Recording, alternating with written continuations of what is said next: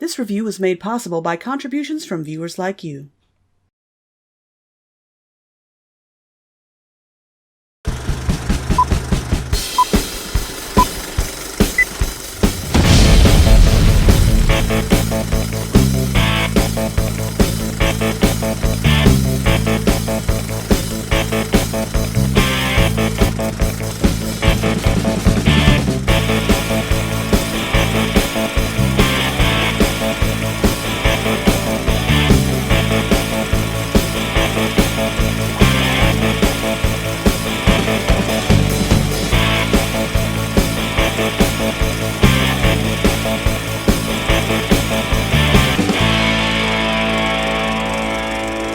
Hey guys, and welcome to my 11th anniversary!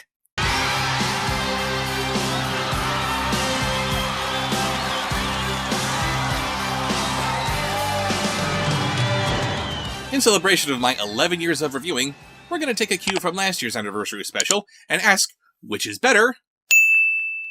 About 11 sets of movies. Ready, set, go!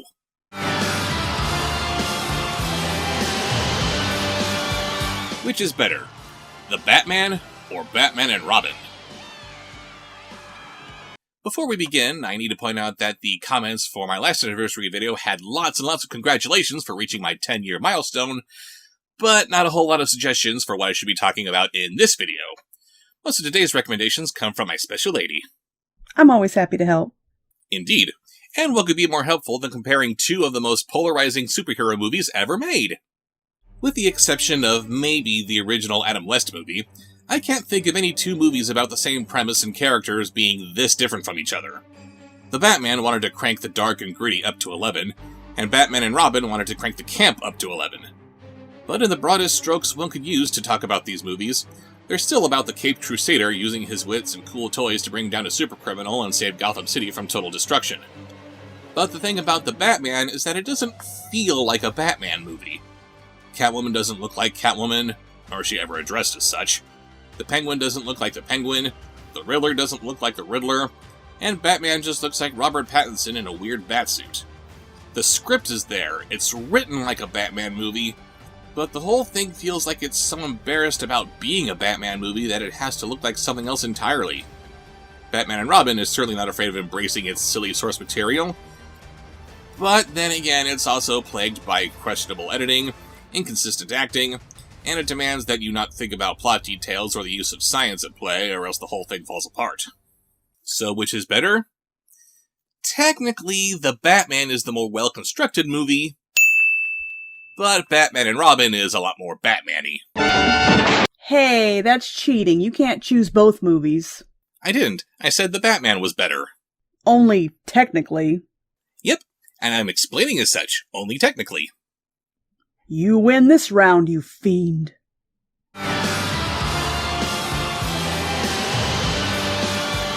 Which is better, Descendants 3 or Descendants The Royal Wedding? I hate you, Raven. I know.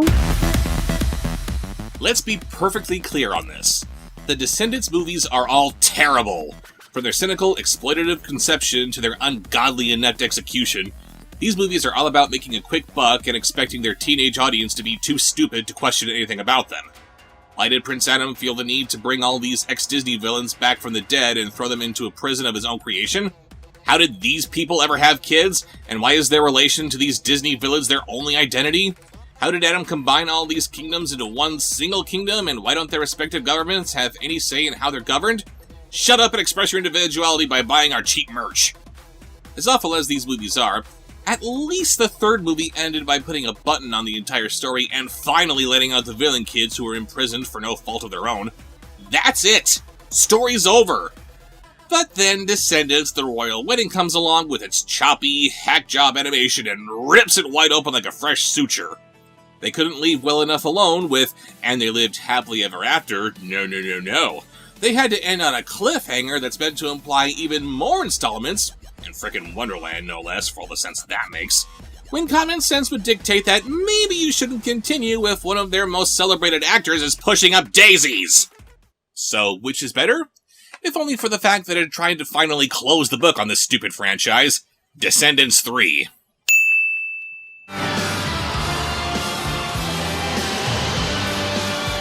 Which is better, FELIDAE or Roadside Romeo? Here we have a couple of obscure animated films featuring talking animals. One is about a dog who gets caught up in a love story while trying to avoid a murderous crime boss, while also trying to get said mob boss to become more of a ladies' man to save his own hide, with a bunch of Bollywood musical numbers thrown in for good measure. The other features the cat trying to solve a mystery involving mass murder, a fanatical cult, graphic mutilation, our protagonist boinking some random queen when he himself deduced that all the aforementioned murder victims were sexually aroused at the time of their deaths, and a plot that's more usually driven by dream sequences than actual detective work. So, which is better? The movie with a bunch of sexual, horribly graphic cat murders. Of course it's Roadside Romeo. What's wrong with you?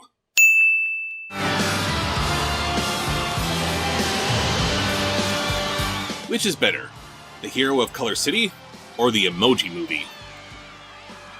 We live in a really weird era where anything can be the subject for a movie. The hero of Color City is about a bunch of crayons who magically come to life and go on a quest to give some color to a couple of colorless doodles before they accidentally destroy all crayon life everywhere. This movie actually makes that sentence possible. And the Emoji Movie is about, well, emojis. Doing emoji things that don't make any sense. You wouldn't think that crayons or emojis would make for a decent movie, but the hero of Color City was actually pretty enjoyable, logistical issues aside regarding how these creatures or their world exist. The Emoji Movie is every bit as terrible as you could imagine. Terrible plot, boring and or just plain unlikable characters, unfunny jokes, completely lacking in substance and creativity, an eye-rolling bit of virtue signaling from out of nowhere. They say not to judge a book by its cover, but judging this book by its cover is entirely justified. So which is better? The hero of Color City.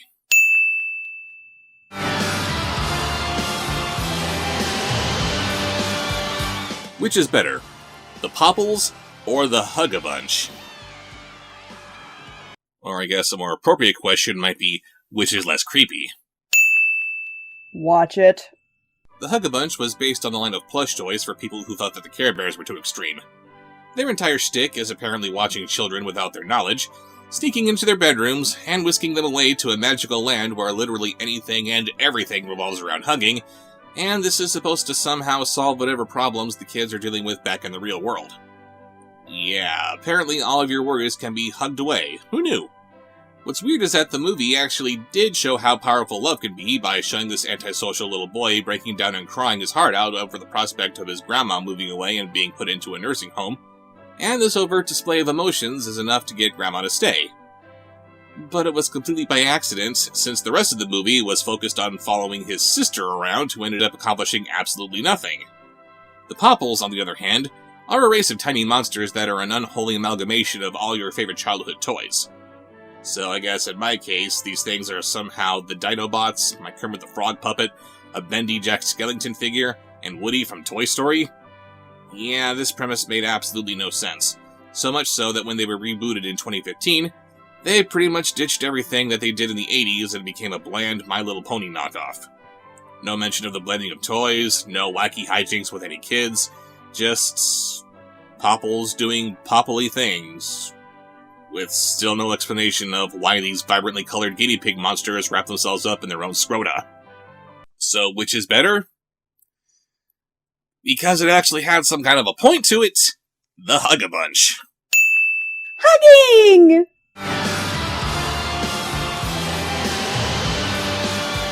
Which is better, Sheep and Wolves or 100% Wolf? Yeah, it eventually all comes back to wolf movies, doesn't it? Sheep and Wolves tells the story of a wolf named Gray who gets turned into a ram because reasons, and they do damn near nothing with that setup. He gets his pack to get along with their would-be prey because that's just what you do, I guess. 100% Wolf is about a dumb little kid who should grow up to become the next leader of his, quote, werewolf clan, unquote. But for some reason he turns into a poodle instead, and for some reason we're supposed to be fine with that. He spends the entire movie being embarrassed for turning into this tiny little nothing, but then he's perfectly accepting of it from out of nowhere. The movie wants to have some kind of message about how you're fine the way you are or something, but I'm sorry, this is just stupid. Even if we go along with the movie's premise that werewolves are not monsters to be feared, but are in fact a shape-shifting race of superheroes, there is nothing to be gained from turning into a poodle instead of a wolf. And no, I'm not counting that supersonic roar thing because he had no idea that he could do that until after he had already given up on himself. This isn't a skill he learned how to hone, it's a consolation prize from the moon gods for making him into the worst thing a werewolf could be. And the werewolves still feel the need to hide from humanity who would otherwise fear them and try to destroy them, even though there's literally no reason for people to see these giant koala bears as monsters. So there's no way they could even use this stupid sonic roar without calling more attention to themselves. So, which is better? Sheep and wolves. And yes, I will be covering the sequel somewhere down the line. And the 100% Wolf TV series? And the 100% Wolf TV series. Ugh.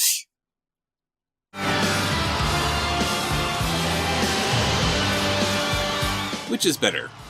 Return of the Caped Crusaders, or Batman vs. TwoFace? Oh, Adam West, I miss you so. Before Bat-2-seeing off of this mortal coil, Adam West lent his vocal talents to 2 direct-to-DVD movies, Return of the Caped Crusaders and Batman vs. TwoFace. Both of these movies were big, goofy love letters to the original Batman TV series, and I just love them. But if anything is going to put one over the other, I think it would have to be Batman vs. Two-Face, solely for the fact that it features a villain who was never actually on the original show. William Shatner did a wonderful job playing Harvey Dent and his alternate personality. There was actually some legitimate drama coming out of him, despite this property being a farce, and even though it wouldn't be the same with Batman being voiced by someone other than Adam West, Two-Face's inclusion opens up the potential for other Batman villains from more modern years to make their way into the 1966 universe. Oh hi, Harley Quinn! So, which is better? Batman vs. Two-Face.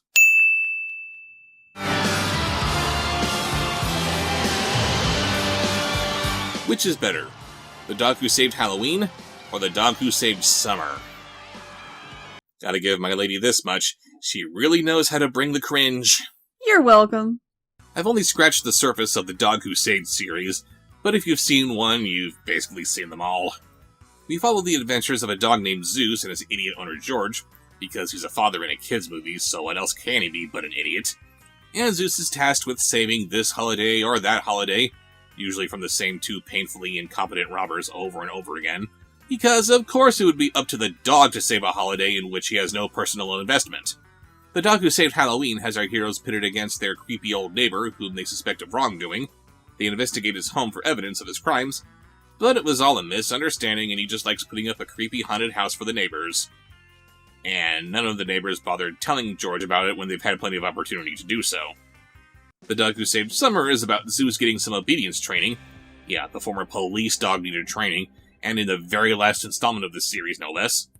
And for some reason, they made it into a Karate Kid knockoff, right up to the casting of Martin Kove and William Zabka as the villains.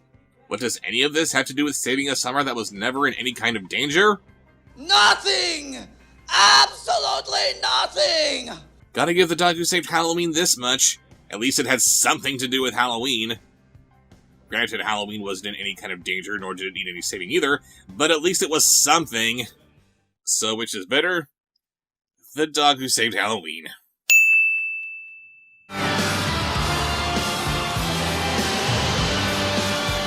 Which is better?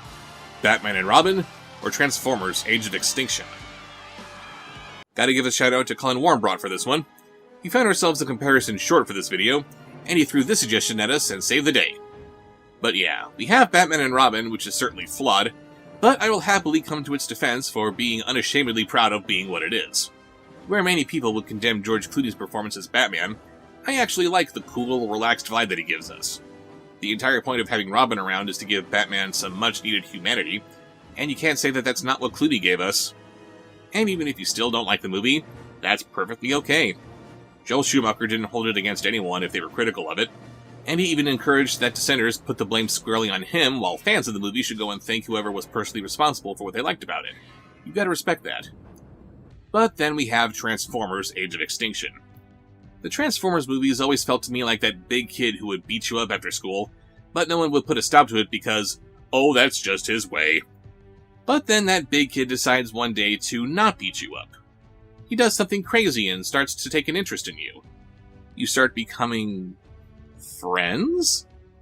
He's not bringing up or apologizing for any of the bad things he's done to you before, and he may still say or do something offensive here and there, but you don't dwell on it because you can tell that he's making a genuine effort to be your friend. It legitimately feels like he's trying to bury the hatchet. And then one day he invites you to a party where he publicly humiliates you in front of all of his asshole friends, and you're right back to where you started, but worse. You saw that there might be some good in this person, but he simply doesn't want to be that good person. He's an arrogant, loathsome, hateful prick, and that suits him just fine. That's what Transformers Age of Extinction ultimately is. It has a lot of good in it, but it's impossible to enjoy it on its own without the devastation of the last night looming on the horizon. So, which is better? Batman and Robin.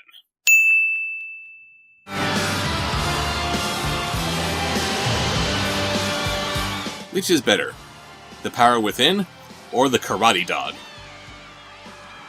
I've said it before, but it bears repeating. One trope I hate is when a movie needs something mystical and they don't want to put any thought into it, so they just throw some China at it and call it a day.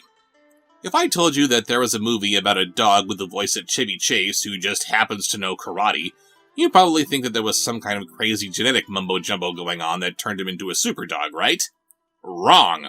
The titular karate dog is a karate dog for no other reason than because he was raised by Mr. Miyagi. I'm not kidding. Just because he's owned by an old Chinese man, played by someone of Japanese descent, but he has to come from China, that's somehow enough for him to talk and know karate, and we're just supposed to not question any of it. Similarly, The Power Within is about some wimpy little nobody who also gains martial arts prowess through inexplicable means, but at least those inexplicable means came in the form of a magic ring. Granted, this ring is never explained, but it's still better than this kid suddenly knowing martial arts just because he met some old Chinese man. And The Power Within did give us this little pearl of wise, nonsensical bullshit. The best explanation for all things is time. So, which is better? The Power Within.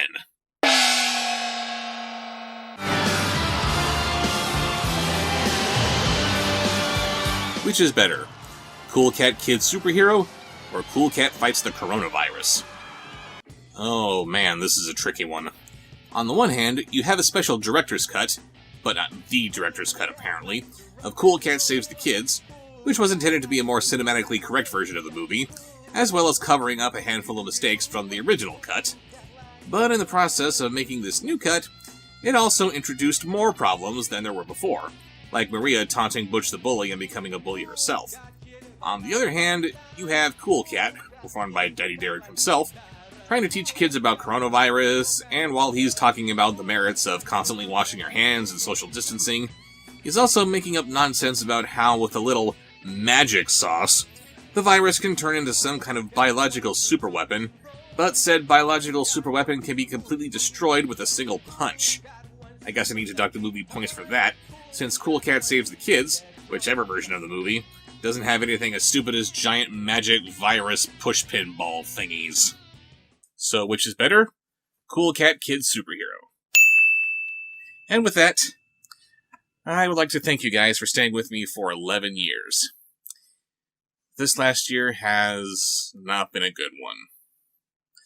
But you helped me see it through. Without your views, your shares, your comments, your super thanks, your patronage, I really don't think that my channel would have survived, so thank you. I love you guys. When I first discovered the Bobsheaux channel, I thought he was an entertaining and insightful guy. Also hot, but I digress. Over the past 8 years of helping out with the channel, I've watched it grow into a community, a family, and I'm so happy to be a part of it. So, happy anniversary, Bobsheaux fam. I can't wait to see what happens next. Cheers.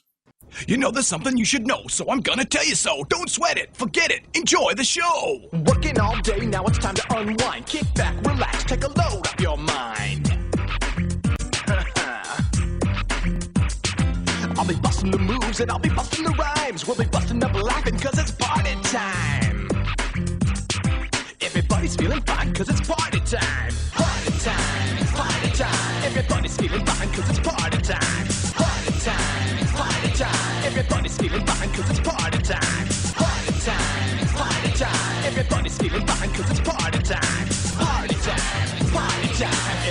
feeling fine, cause it's party time.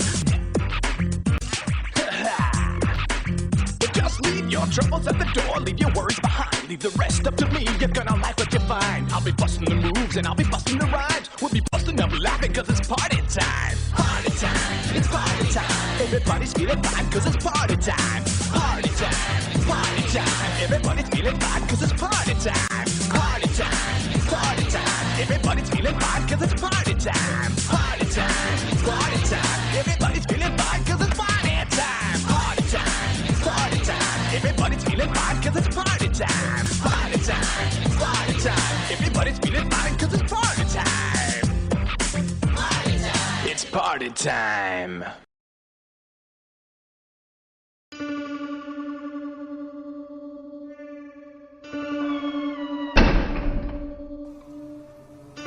Subscribe.